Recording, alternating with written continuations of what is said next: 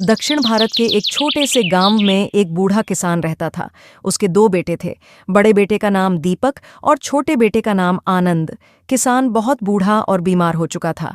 उसके अंतिम समय में उसने अपने दोनों बेटों बोला कि जंगल के अंदर दक्षिण भाग में दो चट्टानों के बीच में मैंने खानदानी खजाना गाड़ कर रखा है। मैं सोचता हूं कि मेरे मरने के बाद तुम दोनों उसको निकाल कर आपस में बांट लेना। कुछ दिनों बाद किसान की मृत्यु हो जाती है। अब दोनों भाई सोचते हैं क्यों ना हम उस दौलत को निकाल कर बांट लें। एक दिन दोनों भाई पावड़ा और सब्बल लेकर जंगल के ओर निकल जाते हैं। अब घने जंगल में बहुत ज्यादा कोहरा और ठंड में छोटा भाई अपने बड़े भाई दीपक से कहता है, भैया, मुझे तो बहुत डर लग रहा है। पता नहीं और कितनी दूर चलना पड़ेगा।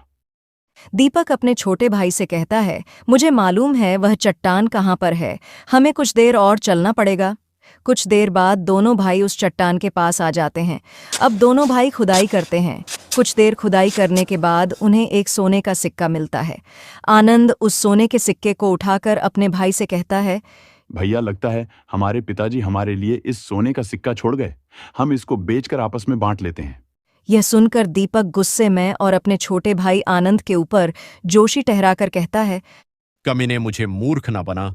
मुझे मालूम है इस खजाने को किसने चुराया। अब इसका फैसला गांव के मुखिया ही करेंगे। यह बोलकर दीपक गुस्से से घर चला जाता है। अगले दिन दीपक और आनंद गांव के मुखिया के पास जाते हैं। दीपक मुखिया से कहता, मुखिया जी, हमारे पिताजी मरते समय हम दोनों को कुछ खजाना छोड़ गए। जब हम उस खजाने को लेने गए तो सिर्फ एक सोने का सिक्का मिला। मुझे अच्छी तरह मालूम है कि आनंद ही सारा खजाना लूट लिया और गलती से एक सोने का सिक्का वहां पर छोड़ गया। अब आपको ही इसका फैसला करना पड़ेगा। यह सुनकर सरपंच जी कहते हैं, सुनो दीपक, मैं तुम दोनों को बचपन से ही जानता हूँ और मुझे अच्छी तरह मालूम है आनंद बेईमान और धोखेबाज आदमी नहीं हो सकता। हो सकता है तुम्हारे पिताजी इस एक सोने के सिक्के को ही खजाना बोल गए। यह सुनकर दीपक की पत्नी बोली, नहीं सरपंची, हम लोग 2 दिन के लिए अपनी माँ के गांव गए थे। मौका देखकर आनंद और उसकी पत्नी रातों रात खजाने को उठा ले गए। यह सुनकर आनंद चौंक जाता और कहता, भैया, तुम मेरे बाप के समान हो और भाभी, तुम मेरी माँ के समान। मैं कैसे आप दोनों को धोखा दूंगा। यह सुनकर दीपक बोलता, इतना सारा पैसा देखकर कहाँ का भाई और कहाँ की भाभी। मुझे अच्छी तरह मालूम है तुम और तुम्हारी पत्नी मिलकर हमें धोखा दिया। अब आनंद बहुत गुस्से में अपने पत्नी से कहता है, चलो शीतल, हम अब एक पल भी यहाँ नहीं रुकेंगे। बेहतर है हम अपने पिताजी के बंजर जमीन में रह लेंगे। सरपंच जी कहते, रुको आनंद, जज्बाती मत बनो। यह घर तुम्हारे पिताजी का है। जितना दीपक का हक है उतना ही तुम्हारा भी है। अब आनंद किसी की नहीं सुनता। वह निराश होकर अपने पत्नी के साथ वहां से चला जाता। अब दीपक और उसकी पत्नी भी घर चले जाते। घर जाकर दीपक उसकी पत्नी से कहता, सरला, तूने क्या खूब एक्टिंग की। सब लोग सच समझ गए। अब ये घर भी हमारा और खजाना भी हमारा। और दीपक की पत्नी खुशी से बोलती, और मैं इन पैसों से बहुत ज्यादा कपड़े और जेवरात खरीदूंगी। अब यहाँ आनंद और उसकी पत्नी उस बंजर जमीन में रहने के लिए आते। उस बंजर जमीन को देखकर आनंद की पत्नी कहती, सुनो जी, इस बंजर जमीन में हम कैसे रह सकते।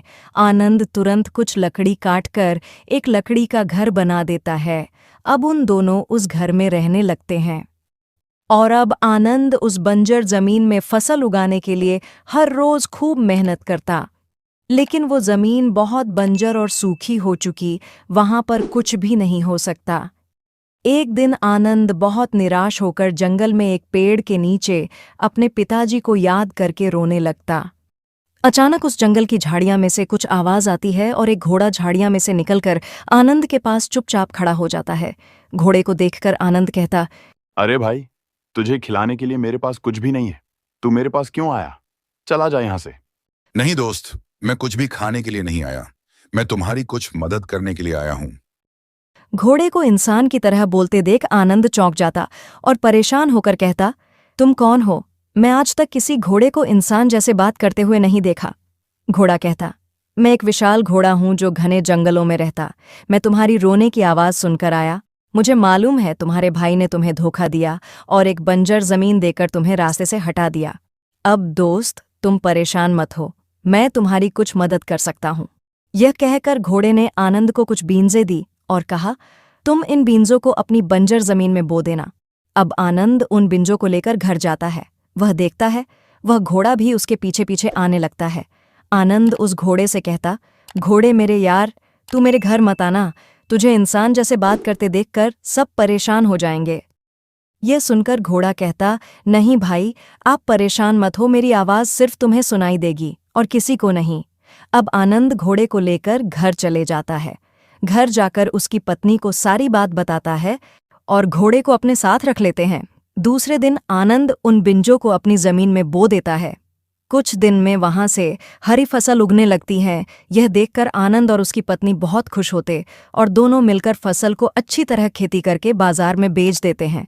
देखते ही देखते आनंद और उसकी पत्नी खूब मेहनत करते और ज्यादा फसल खेती करके बहुत मालदार और अपना एक बड़ा घर भी बना लेते हैं।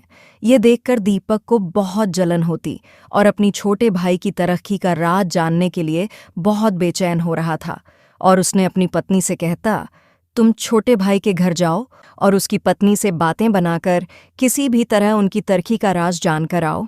अगले दिन दीपक की पत्नी आनंद के घर जाती और उसके पत्नी से बातें बनाकर उनकी तरक्की का राज जान लेती और उसके घर वापस चले जाती। अब दीपक और उसकी पत्नी आनंद की तरक्की का राज जान चुके होते। अब दीपक रात हो रात उस घोड़े को आनंद के घर से चुरा लेता और बीजों के लिए रात भर घोड़े को खूब मारता। अब घोड़ा गुस्सा होकर दीपक को उसके लातों से खूब पीट कर वहां से भाग जाता। दीपक पूरी तरह घायल होकर बेहोश होकर नीचे गिर जाता, उसकी हड्डियां भी टूट चुकी होती। अब दीपक की पत्नी दीपक को इलाज करने के लिए बहुत सारे हकीम को बुलाती, लेकिन दीपक की तबीयत दिन पे दिन बहुत खराब हो चुकी होती। वह बहुत कमज़ोर हो चुका होता और कोई भी हकीम उसको ठीक नहीं कर सकते। इसलिए दीपक की पत्नी बहुत परेशान होकर आनंद के घर जाती और रोकर सारा किस्सा सुनाती है। तुरंत आनंद दीपक के घर जाकर उसके भाई का हाल देखता है। अब आनंद उसके भाई के गलत काम के लिए घोड़े से माफ़ी मांगता है। अब घोड़ा दीपक की गलती को माफ़ करके कुछ बीजे आनंद को देता है। अब दीपक बीजे को खाकर धीरे धीरे अच्छा होने लगता है। अब दीपक को उसकी गलती का एहसास होने लगता। एक दिन दीपक और उसकी पत्नी आनंद के घर जाकर आनंद और उसकी पत्नी से माफ़ी मांगते और उसके हिस्से की दौलत आनंद को वापस कर देते और फिर से दोनों भाई खुशी खुशी जीने लगते।